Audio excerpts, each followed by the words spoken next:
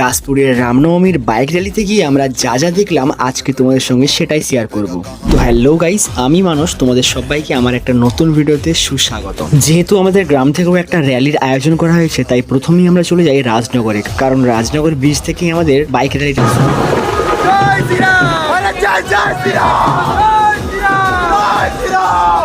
এরপর কিছুক্ষণ আমাদের গ্রামের বাইক র্যালিতে থাকার পরে আমরা চলে আসলাম দাসপুরের বাইক র্যালিতে যোগদান করার জন্য।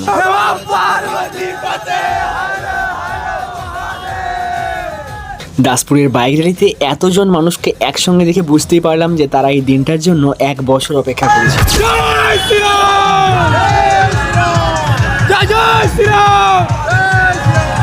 সত্যি বলতে ওই দিনটা এতটা পরিমাণে রোদ ছিল যে কি বলবো, তা সত্ত্বেও কিন্তু আমাদের বাইক র্যালি প্রায় 2 থেকে 3 কিলোমিটার পর্যন্ত শুধু গেরুয়া পতাকাতেই ভর্তি ছিল।